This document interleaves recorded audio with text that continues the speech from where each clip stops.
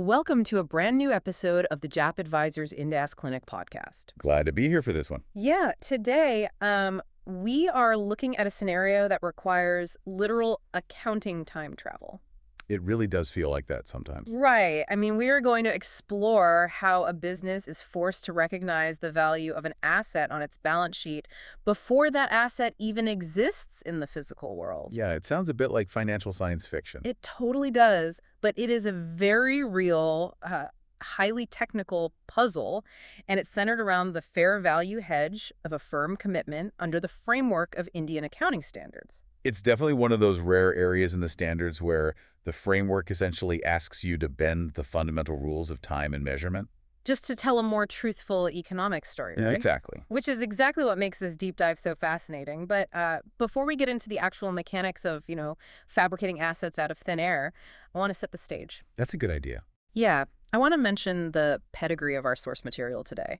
This deep dive is based directly on a specific real-world issue. It was featured in the 221st edition of the Gap Advisors Task Weekly newsletter. A great resource. Truly. And that newsletter is authored by C.A. Manish C. Iyer, the director at Gap Advisors, and it is published on LinkedIn. And just to give the audience an idea of the consistency and depth of this resource, over 230 editions have been published to date. Oh, wow, 230. That's a lot of issues. It is. We are drawing from a very deep well of practical expertise today. We really are. But because we are dealing with the precise mechanics of Indian accounting standards, specifically around foreign exchange and hedging, we do need to establish some ground rules for you as you listen. Right, because context is everything here. Exactly. So for all the examples and scenarios we explore today, the functional and presentation currency is strictly the Indian rupee, or INR. Okay, got it. Yeah. So any other currency we talk about, like, say, the US dollar, when we get into our main example, that is defined strictly as foreign currency. That is the first rule, yes. Mm-hmm. Second, our reporting period follows the standard Indian financial year. Right. So we're always looking at a timeline that runs from the 1st of April to the 31st of March. Makes sense. And finally, I must issue a mandatory disclaimer before we proceed any further. Of course. The views expressed in this deep dive are the personal views of the author and are not binding on the audience. We strongly urge you to seek the help of an expert before taking or refraining from any action based on the views discussed herein. Yeah, because the application of these standards is, well, it's highly contextual. Exactly. Professional judgment is a constant requirement. Right. Okay, so with the boundary set, let's jump straight into the core dilemma. Let's do it. The thing that prompted a very confused querist to write into JAP Advisors in the first place is this massive recognition mismatch. That's a huge headache. I can imagine. So imagine a company enters into a binding agreement, a firm commitment, right, Right. to buy a specific amount of inventory at a future date from a foreign supplier. Okay, tracking so far. Now, because they are smart, they also enter into a foreign exchange derivative contract to hedge against the currency risk of that future purchase. Which is just good business. Exactly. But here's the hook. The rules say the foreign exchange contract's gain or loss has to hit the profit and loss statement, the P&L, immediately. Yes, it does.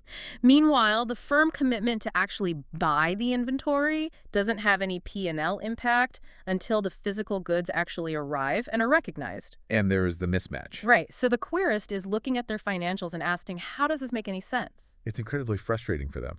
Like, why am I recognizing a wild swing in fair value for a protective measure when the thing I'm protecting is completely invisible to my balance sheet? It is the ultimate accounting paradox, honestly. Really is. To understand why this happens and how the standards eventually rescue the company, we have to start by dissecting the terminology. Right, let's unpack it. The standard refers to an unrecognized firm commitment. In the commercial world, that is just a binding contract for the exchange of a specified quantity of resources at a specified price on a specified future date. Like a normal purchase order. Exactly.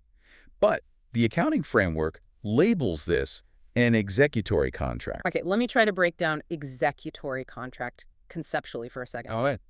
It means both parties have made a legally binding promise to do something in the future, but as of today, neither party has actually performed their part of the bargain. That's a perfect summary.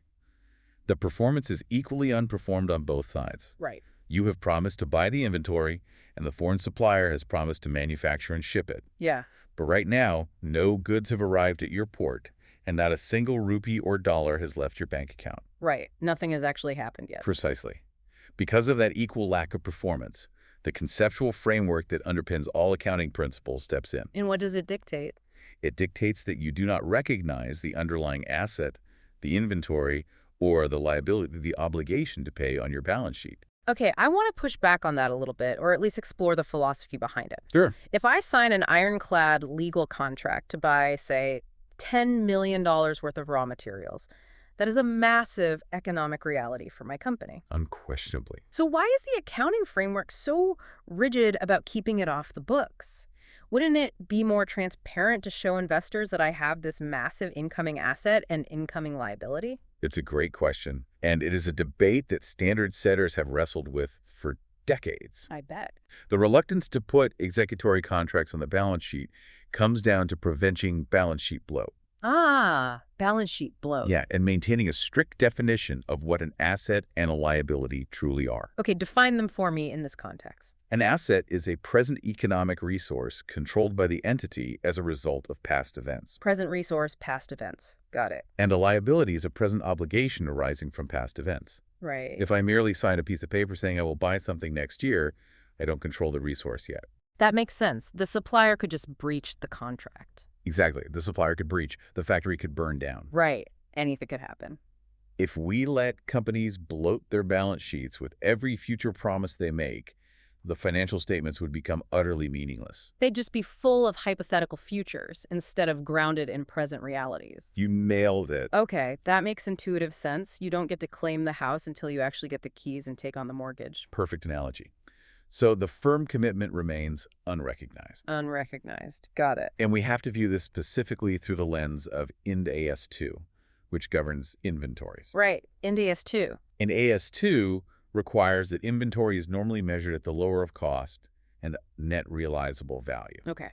But that measurement principle only has power once the inventory actually passes the recognition threshold. Which it hasn't yet. Exactly. If the firm commitment is unrecognized, Ind AS 2 is essentially dormant. It's just sleeping. Yeah. The only time a standard executory contract forces its way onto the balance sheet before performance is if it becomes an onerous contract. An onerous contract. Wait, that is the worst case scenario exception, right?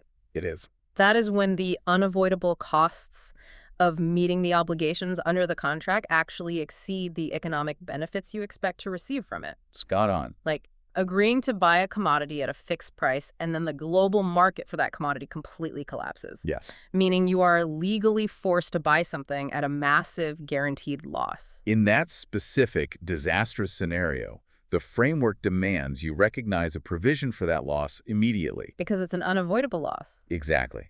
But assuming our company has signed a normal, profitable, or even just economically neutral contract, it sits completely off the balance sheet. Okay, so going back to my house analogy, this situation is like buying a very expensive, very real insurance policy on a house you haven't closed on yet. Oh, that's a good way to frame it. Right. You are paying premiums, the policy is active, the insurance company is on the hook. Yeah. You have this real economic risk of the house burning down before closing day, and you've taken steps to mitigate it. You're being responsible. Exactly. But you are sitting there looking at your accounting software, wondering where to record the insurance payout if the house does burn down. Because the house itself doesn't technically exist on your financial statements yet. Exactly. It is a brilliant analogy, and we are going to keep coming back to it because it perfectly encapsulates the friction here. It really does. The insurance policy, the foreign exchange derivative, is undeniably active and real. Yeah. But the house, the inventory, is a ghost. It is a theoretical future event. A ghost asset. Right. And this discrepancy is the exact root of the nightmare that standard accounting rules create if you don't utilize hedge accounting. Okay, I want to walk through that nightmare in excruciating detail. Let's do it. Because we need to feel the pain of the baseline scenario to understand why the Ind AS 109 fix is so necessary. We really do. So let's take the concrete example provided in the Gap Advisors newsletter and blow it up into a full, real-world narrative. Let's set the scene. Imagine an Indian manufacturing entity. Okay. Let's say they manufacture specialized industrial components. And to do so, they critically need to import a specific commodity. Okay, I'm picturing it. On the 1st of April, they enter into a binding purchase transaction with a supplier in the United States to buy 100 kilograms of this commodity for exactly $100. Nice and simple numbers. Right. Delivery and payment are both scheduled for 6 months later, on the 30th of September. Okay, keeping our ground rules in mind, their functional currency is the Indian rupee. Correct. So on the 1st of April, the moment the ink dries on that contract, they have birthed an immediate unhedged exposure to foreign currency risk. A massive exposure. Right. Let's say the spot exchange rate on the 1st of April is 80 rupees to the US dollar. Okay. In the CFO's mind, they have committed to spending 8,000 rupees. Yeah. 100 times 80. Exactly. Yeah. But if the rupee weakens against the dollar over the next 6 months, say it goes to 85 or 90 rupees to the dollar, that exact same 100 kilograms of commodity is going to cost them 8,500 or 9,000 rupees. Wow. So their manufacturing margins are completely at the mercy of global macroeconomic currency fluctuations. Completely. They could run a perfectly efficient factory and still lose money on the final product simply because the currency moved against them. Which is unacceptable to any competent management team. Of course. Being a prudent, responsible business, they decide to lock in their costs. Smart move. On the same day, the 1st of April, they go to their bank and enter into a forward contract to buy $100 on the 30th of September at a fixed forward rate. Okay. Let's assume for simplicity that the forward rate is locked at 81 rupees to the dollar. Okay, 81. This is a classic risk management strategy. Economically, they have perfectly hedged their foreign currency risk exposure arising from the firm commitment. So economically, the CFO can sleep at night. They sure can. They know for an absolute fact that on the 30th of September, they will hand the bank 8,100 rupees. The bank will hand them $100, and they will hand those $100 to the supplier. Yes. The cost is fixed, the variance is eliminated. That is the economic reality. Now, let's look at the accounting reality if they simply apply standard, non-hedge accounting rules to these two transactions. Here comes the nightmare. Right. Under normal principles, we face a violently asymmetric treatment. How so? Let's look at the forward contract first. A forward contract to buy foreign currency is a derivative financial instrument. Okay.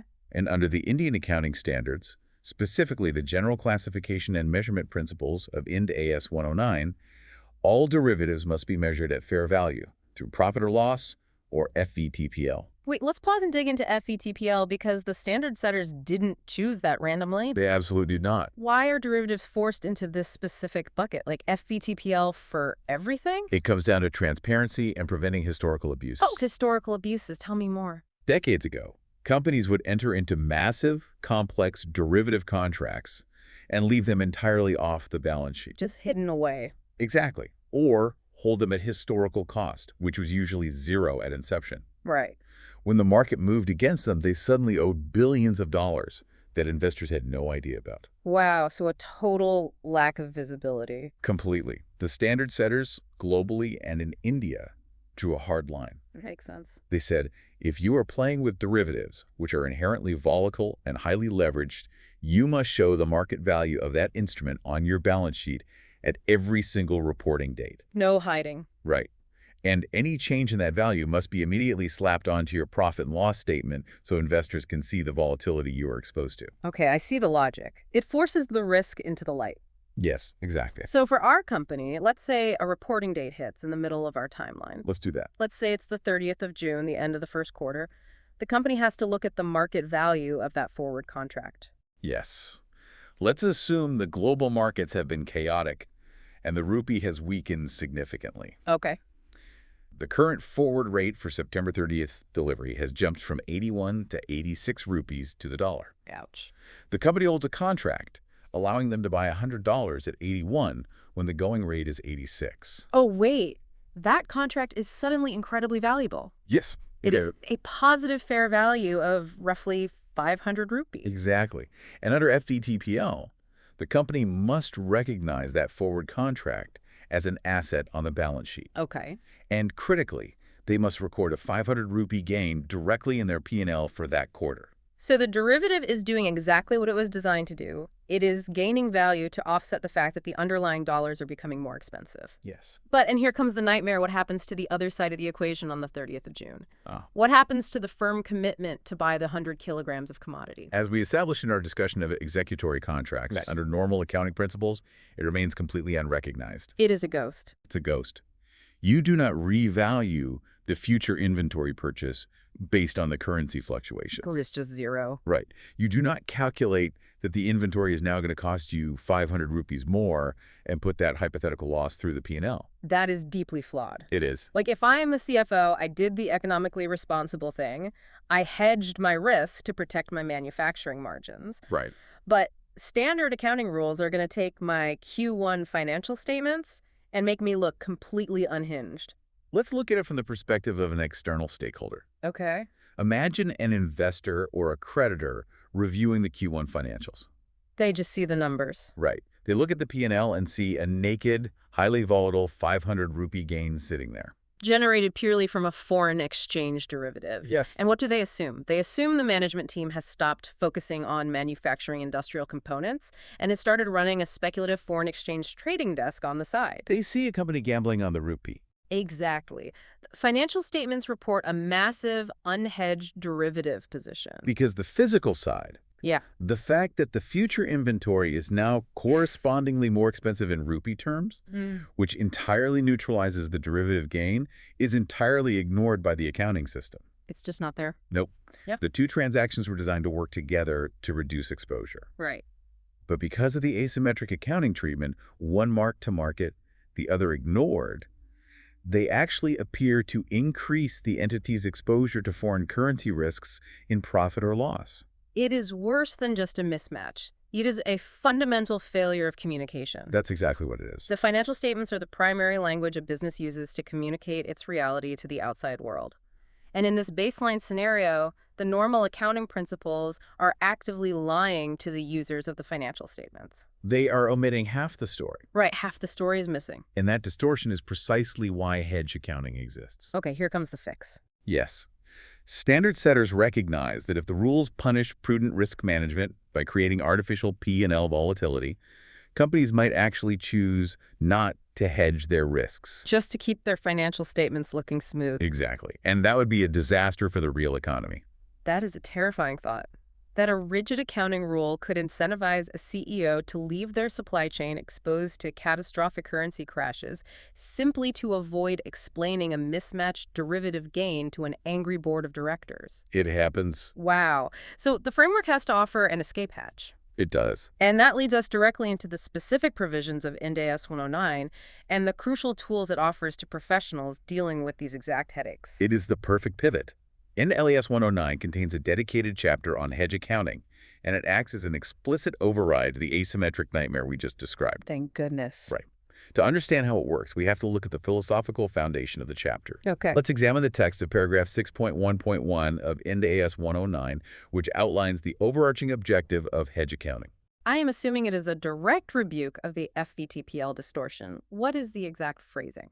It states, the objective of hedge accounting is to represent, in the financial statements, the effect of an entity's risk management activities that use financial instruments to manage exposures from particular risks that could affect profit or loss. Okay. It goes on to state that this approach aims to convey the context of hedging instruments for which hedge accounting is applied in order to allow insight into their purpose and effect. To convey the context. That is such a powerful phrase for an accounting standard. It really is. It is acknowledging that the raw numbers of FVTPL are stripping away the context. Yeah. The golden rule established here is that the accounting presentation needs to mirror the business intent. Exactly. If the CFO's intent was to neutralize risk, the P&L should reflect a neutralized position, not a wild one-sided swing. Precisely.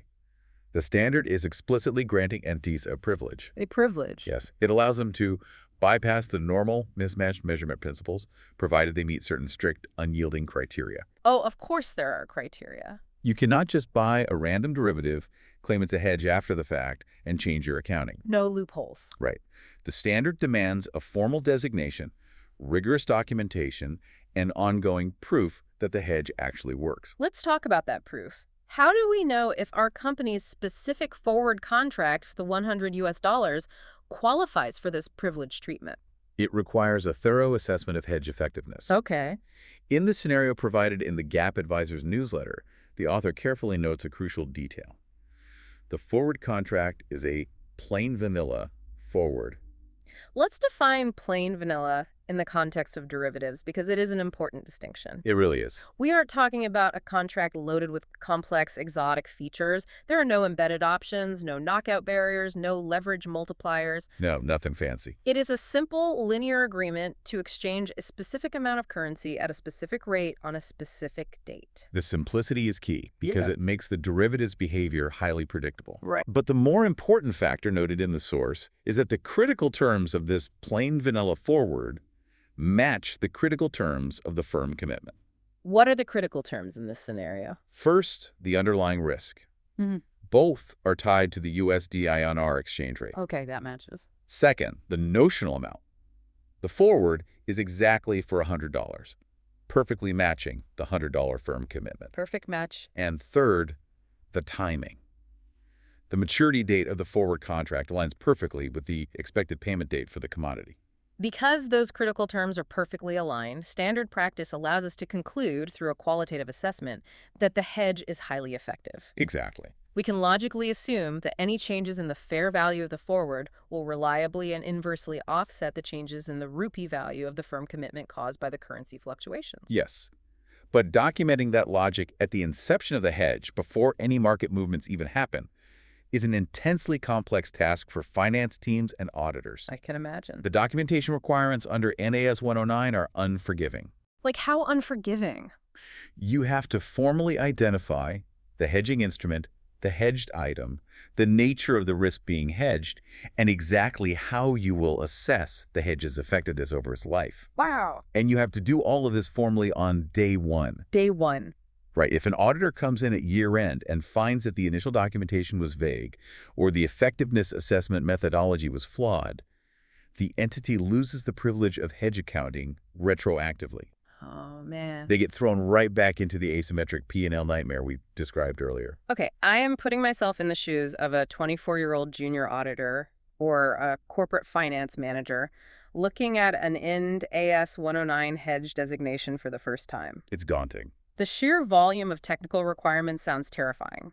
The theoretical text of the standard is one thing, but figuring out exactly how to document the nuance of a specific corporate transaction without triggering an audit failure seems like navigating a minefield. It's a huge challenge. Where do they even start to look for a precedent? It is a massive point of anxiety in the profession.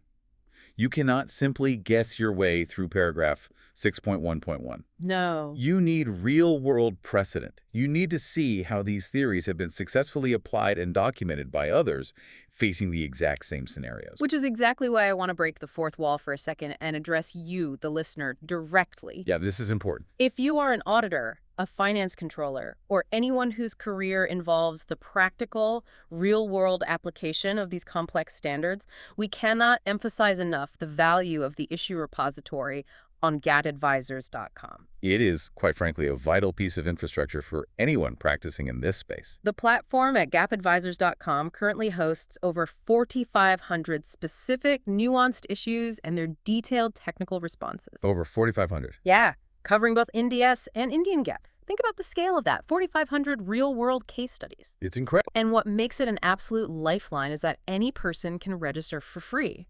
Once you are in, you can submit your own highly specific issues on Ind AS and Indian GAAP and receive a detailed, technically sound response delivered directly to the inbox of your registered email. Consider the practical utility of that for a junior auditor staring down a complex fair value hedge of an unrecognized firm commitment. Right. When you have to draft a memo for the audit partner explaining exactly why a client's specific documentation fulfills the requirements of the standard, having access to an expert repository that has already dissected similar scenarios is a game changer. It really is. It bridges the massive gap between reading the standard and actually applying it to a messy corporate reality. It takes the guesswork out of compliance. So if you haven't already, make sure you explore the repository on gatadvisors.com. It is the definitive tool for documenting how you addressed Ind AS application issues. Absolutely. Okay, returning to our manufacturing company. Right, let's get back to them. We know why the standard setters allow an exception. We know the objective is to align the accounting with the economic reality. And we know the company has successfully documented an effective hedge. Yes. Now, we have to get into the actual mathematical mechanics. How exactly does Ind AS 109 fix our $100, 500 rupee mismatch? Let's walk through the logic of creating what the standard allows. To do that, we need to apply the specific mechanics of fair value hedge accounting to our scenario, zeroing in on Ind AS 109, paragraph 6.5.8. Paragraph 6.5.8.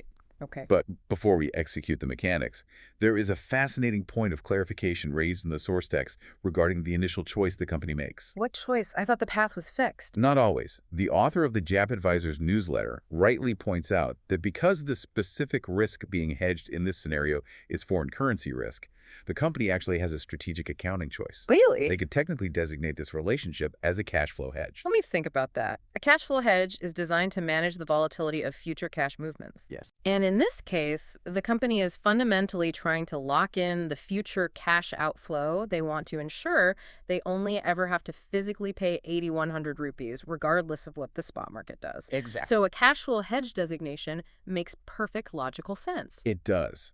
However, the querist specifically inquired about the mechanics of a fair value hedge and how that specific method reduces exposure in the profit or loss. Okay. The choice of designation dictates the accounting mechanics. The company in our scenario is designating this as a fair value hedge because they are choosing to view their objective through a different lens. What lens is that? They're interested in limiting their exposure to changes in the fair value of the unrecognized inventory commitment itself, measured in rupee terms, by fixing the exchange rate. Okay, so we are firmly driving in the fair value hedge lane. We are. The objective is set. So how do we execute the fix? Let's take it step by step through a reporting cycle. Okay.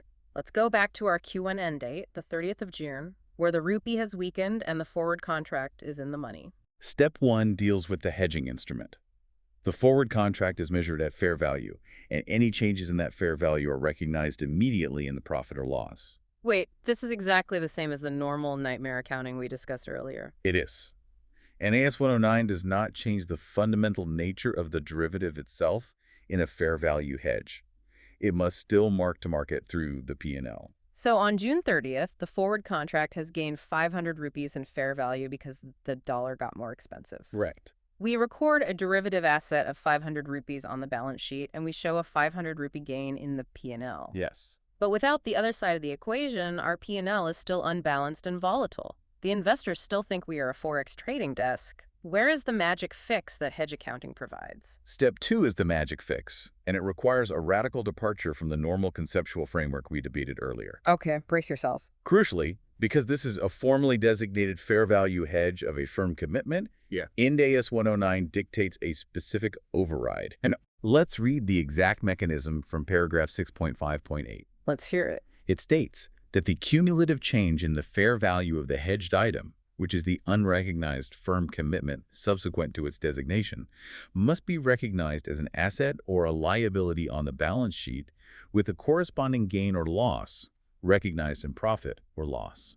I need to stop you right there because I want to make sure you, the listener, are fully grasping the sheer audacity of this concept. It is pretty wild. We agreed earlier that the firm commitment is an executory contract. It is unrecognized. Right. It does not exist on the balance sheet because no goods have been exchanged. Exactly. But now you are telling me that purely because we entered the magical realm of hedge accounting, the standard requires us to calculate how much the theoretical value of that contract has changed due to currency shifts, and then manifest that change as a standalone physical line item on the balance sheet. That is precisely what it demands. We are essentially forcing a ghost asset or a ghost liability onto the balance sheet. Yes, we are. We are conjuring a line item out of thin air to represent the changing value of a promise. Doesn't that violate the sacred rule of not loading the balance sheet with executory contracts? It is a deliberate, highly calculated violation of that rule, allowed only under these strictest of conditions. Only because of the hedge designation. Right. And it is allowed because it serves a higher purpose, representing economic reality in the P&L. Okay, I am bringing back my house analogy. Let's hear it.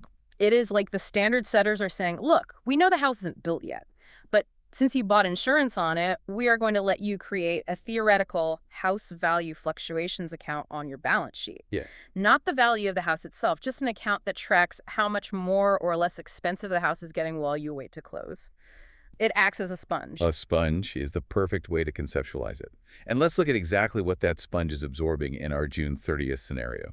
Okay, the forward derivative gained 500 rupees in the P&L because the dollar strengthened. This means the underlying economic reality is that my firm commitment to buy the $100 inventory just became 500 rupees more expensive. Exactly. The promise has lost 500 rupees in fair value to me as the buyer. Correct. So, following paragraph 6.5.8, you must recognize that 500 rupee change in the fair value of the firm commitment. I create a ghost liability of 500 rupees on my balance sheet, representing the increased burden of the promise Yes. and the corresponding entry. I run a 500 rupee loss through my P&L. You have the mechanics perfectly. Now, look at the net impact on the profit and loss statement for the quarter ending June 30th. Oh, this is the best part. The 500 rupee gain from marking the forward derivative to market is perfectly mathematically offset by the 500 rupee loss we just generated from revaluing the unrecognized firm commitment. Exactly. Gain of 500, loss of 500, net impact on the P&L 0. The mismatch is entirely solved. The accounting now faithfully reflects the economic reality. The CFO hedged the company's risk, locked in the cost, and as a result, the company experiences absolutely no net volatility in its P&L from the massive foreign currency movements happening in the global markets. It's a beautiful thing. The investors look at the financials and see a stable manufacturing company, not a gambling operation. It is an incredibly elegant, if conceptually complex, solution. It really is. By applying hedge accounting, the entity is permitted to temporarily suspend the normal principles of measurement for inventory. Just to fix the P&L. Right. They do this specifically to reflect their risk management activities, thereby shielding their exposure to foreign currency risks in profit or loss. So the querist's initial confusion was completely justified. Totally justified, because paragraph 6.5.8 fundamentally breaks the normal rules of recognition. Yeah. But the rule is explicitly designed to be broken in this specific way. As the paragraph dictates, when a hedged item is an unrecognized firm commitment, the cumulative change in the fair value of the hedged item is recognized as an asset or a liability. It is brilliant. It uses a manufactured balance sheet item to protect the integrity of the P&L. Yes. But I want to spend a substantial amount of time digging into a massive assumption we just made. What's that? We ran our scenario assuming a perfect 100% offset, 500 rupee gain, 500 rupee loss. Okay, yes. But anyone who has worked in finance knows that reality is rarely that clean. What happens when the machinery of the hedge isn't perfectly synchronized? That is a critical avenue to explore, and the source text explicitly addresses it as a vital caveat. What does it say? The author of the newsletter notes clearly, if the hedge is not 100% effective, the hedge will result in impact in profit or loss to the extent of ineffectiveness.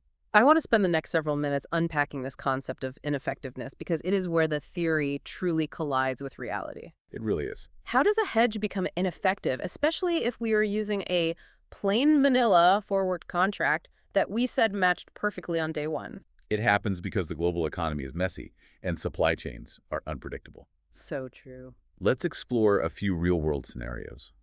The most common source of ineffectiveness in hedging a firm commitment is a mismatch in timing that develops after the hedge is designated. Walk me through how that happens. Let's stick with our manufacturing company. The original plan was simple. The forward contract matures on September 30th, the goods arrive on September 30th, and the supplier is paid on September 30th. Perfect alignment. But let's introduce reality.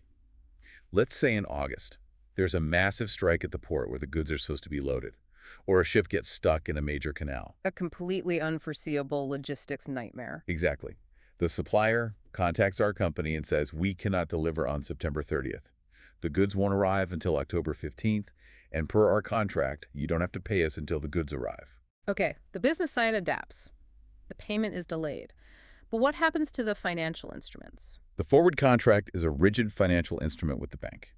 It still matures on September 30th. On that day, the company must settle the forward contract, taking delivery of the $100 at the locked-in rate. But they don't have to pay the supplier for another 15 days. Wow. For those 15 days between September 30th and October 15th, the company is holding physical dollars, and the spot rate of the rupee against the dollar continues to fluctuate. The perfect lock is broken. Yes, it is. The timing mismatch means the fair value of the derivative and the fair value of the underlying commitment are no longer moving in perfect lockstep. How do standard setters force us to account for this?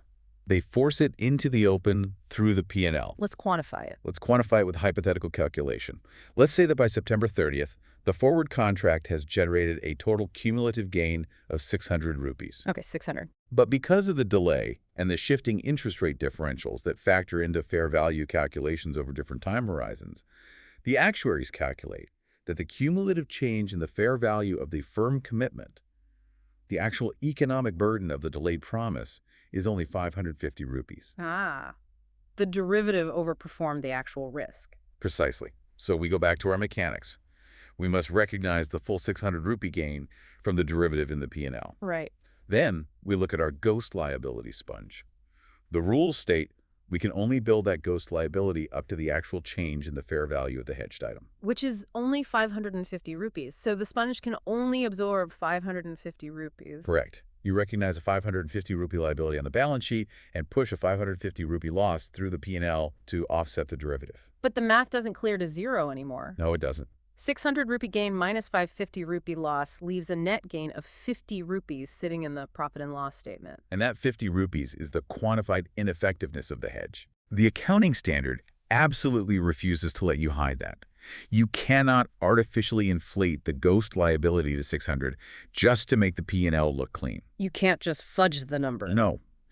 NS 109 forces the 50 rupee net gain into the P&L so that investors, analysts, and users of the financial statements can see exactly how well, or in this case, how imperfectly the risk management strategy actually performed in the face of logistical reality. That is a profound structural choice by the standard setters. It keeps management ruthlessly honest. It really does. It says, we will grant you the privilege of hedge accounting to smooth out your intended risk management, but we will not give you a magic wand to wave away all volatility. Exactly. You only get the P&L offset to the exact extent that your hedge actually worked. It is the ultimate test of transparency. It is. And timing isn't the only source of ineffectiveness, right? Oh no, consider credit risk. Let's do that. Let's say our manufacturing company bought the forward contract from a massive, highly rated global bank. But during the 6-month wait, that specific bank suffers a massive liquidity crisis, and its credit rating is downgraded to junk status. A counterparty risk scenario. Exactly. The fair value of a derivative is heavily influenced by the creditworthiness of the counterparty. Makes sense. If the bank might default, the forward contract becomes less valuable on the open market, regardless of what the exchange rates are doing. Right. So the forward contract might lose value, but the underlying firm commitment to buy the commodity from the supplier is completely unaffected by the bank's credit rating. Again, the two values diverge. Yes. And again, the math will force that divergence, that ineffectiveness, directly into the P&L, exposing the company's poor choice of banking partner to the investors. Exactly. It exposes everything. It is an incredibly rigorous framework. Okay, so we have navigated the reporting periods, we've marked the derivative to market, we've built our ghost asset or liability sponge on the balance sheet, we've run any ineffectiveness through the P&L. We've done it all. The mismatch is solved on paper while we wait, but eventually the waiting has to end. The clock runs out. The future arrives, the ship finally docks, and the 100 kilograms of physical commodity are unloaded at the manufacturing plant. What happens to the ghost when the physical reality finally shows up? This is the final and perhaps the most satisfying piece of the puzzle. Let's hear it. It brings us to the resolution of the transaction life cycle, governed specifically by Ind AS 109, paragraph 6.5.9. Because we clearly can't just leave a ghost liability hanging around on the balance sheet forever, entirely disconnected from the physical inventory sitting in the warehouse. Exactly. The ghost must be exercised, or more accurately, absorbed. Absorb. I like that. Let's look at exactly what paragraph 6.5.9 dictates for this final stage. It states, when a hedged item in a fair value hedge is a firm commitment to acquire an asset or assume a liability, the initial carrying amount of the asset or the liability that results from the entity meeting the firm commitment is adjusted to include the cumulative change in the fair value of the hedged item that was recognized in the balance sheet. Okay, I want to translate that from the dense technical accounting speak into plain English step by step. Please do. The phrase, the asset that results from meeting the firm commitment, in our scenario, that is the physical inventory. Yes. It is the 100 kilograms of commodity that just arrived on the loading dock and passed inspection. Correct. The executory contract is no longer executory. The performance has occurred. And because the performance has occurred, Ind AS 2, the standard for inventories, finally wakes up. It wakes up. We are now required to officially recognize that physical inventory on our balance sheet. Yes. Now, under normal non-hedge accounting, we would simply record that inventory at the spot exchange rate on the day it arrived. Right. If the spot rate on delivery day is 86 rupees to the dollar, we would record the $100 worth of inventory at a cost of 8,600 rupees. That's what you would normally do. But Ind AS 109 paragraph 6.5.9 is telling us to stop. It says we do not use the spot rate to determine the initial carrying amount. Instead, we must adjust it. We must adjust it by incorporating the history of the hedge. Right. We take the cumulative balance of that ghost asset or liability that we have been diligently building up on the balance sheet over the last 6 months, and we fold it directly into the initial cost of the physical inventory. We are literally merging the ghost with the physical machine. We are. Bringing back the house and insurance analogy on last time. This is the equivalent of finally arriving at closing day. The house is built. Okay. But instead of taking the accumulated value of your insurance policy as a separate cash payout, the bank requires you to use that value to immediately pay down the principal on the mortgage before you even sign the papers. Yes. The initial recorded cost of the house is fundamentally altered on day one. It is the perfect conclusion to the analogy. Let's run the final math on our scenario to prove that the system works. Let's do it. Let's run the numbers. On day 1, April 1st, the company committed to buy at $100. The forward rate they locked in with the bank was 81 rupees to the dollar. Okay. So the CFO's absolute expectation is that this inventory will cost exactly 8,100 rupees. That is the economic target. Over the next 6 months, the rupee weakens drastically. On delivery day, September 30th, the spot rate is 86 rupees to the dollar. Right. The $100 now costs 8,600 rupees in the open market. Yeah, that's the spot. But throughout those 6 months, the forward contract was gaining value. By maturity, it has gained 500 rupees in total. Okay. To perfectly offset those gains in the P&L, the company diligently built up a 500 rupee ghost liability, representing the cumulative loss in fair value of the firm commitment. Okay, I have all the pieces on the board. Now the goods arrive. The company settles the forward contract, receiving the $100 for 8,100 rupees. Right. They hand those $100 to the supplier. Economically, they paid 8,100.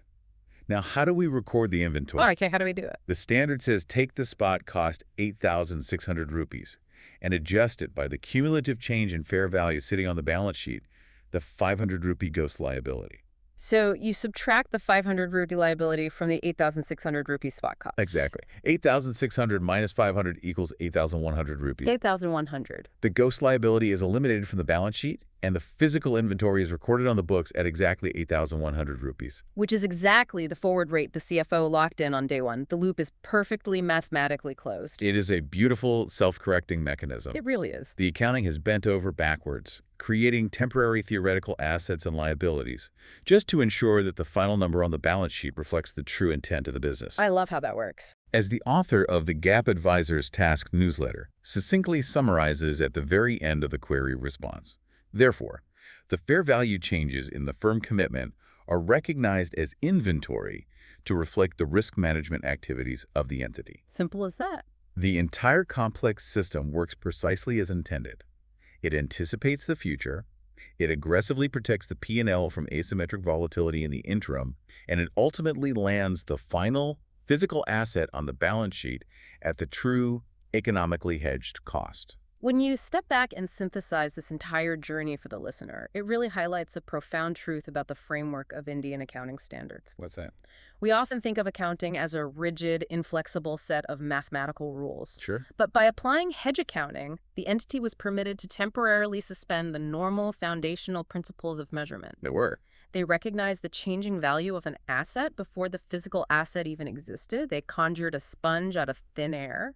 And they didn't do this to be deceptive or tricky. They did it because the standard setters understand that sometimes to accurately reflect reality, you have to create a fiction. That's a great way to put it. They did it to shield their P&L from a foreign currency volatility that they had legitimately economically neutralized in the real world. It reinforces the core philosophy we touched on earlier.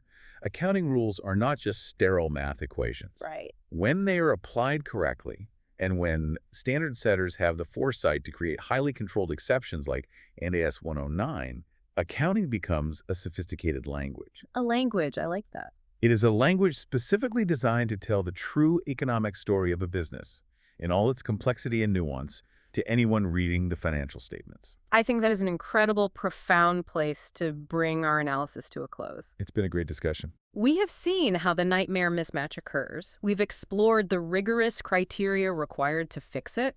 We've built the ghost asset to absorb the volatility, navigated the pitfalls of ineffectiveness, and finally watched that ghost merge seamlessly with the physical inventory. A full journey. But before we wrap up completely, I want to leave you, the listener, with a final provocative thought. Oh, this should be good. A puzzle that tests the absolute limits of the framework we just spent an hour exploring. Oh, this is where it gets truly interesting. Let's hear the scenario. We have spent all this time looking at what happens when the physical inventory finally arrives. The ghost merges with the machine. The happy ending. The narrative has a happy ending. But what happens if, after doing all this incredibly complex hedge accounting for 6 months, after marking the derivative to market every quarter, after diligently calculating and creating these elaborate balance sheet entries for the unrecognized firm commitment, after justifying the whole process to the auditors, what happens if the deal fundamentally falls through? What if the day before delivery, the foreign supplier goes totally bankrupt? Or a global embargo is placed on the commodity and the transaction is legally canceled? Wow. The 100 kilograms of commodity will never arrive. The firm commitment is dead.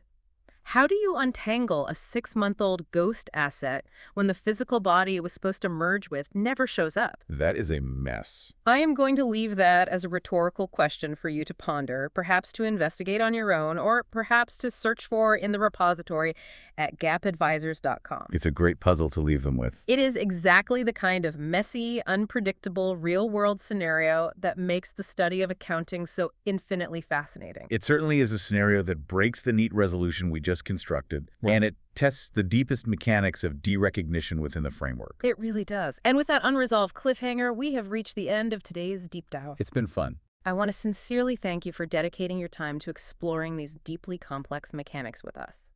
Your willingness to engage with the highly technical, often philosophical underpinnings of the standards is what drives discussions like this. Thank you for joining us on the journey. Before you go, we have a small but important request. Please take a moment right now to follow or subscribe to the JAP Advisors Ind AS Clinic podcasts on your platform of choice. Yes, please do. Whether you prefer to listen on Spotify, whether you stream on Amazon Music, or whether you watch and listen on YouTube, subscribing ensures that you never miss a deep dive into the critical standards that shape our profession. And your subscriptions help us immensely in continuing to produce this level of detailed analysis. They absolutely do. Finally, we urgently request that you share this episode. Please share it actively among your contacts, your professional colleagues, your audit and finance teams, and especially, most importantly, among students pursuing the CA course. Yes, get it to the students. Helping to spread crucial, practical knowledge on the real-world application of Indian accounting standards is a rising tide that lifts all boats in our profession. The more we collectively understand the complex why behind the standards, and not just the what, the better equipped we all are to tell the true economic stories of the businesses we work with. Well said. Thank you once again for listening, and until next time, keep diving deep.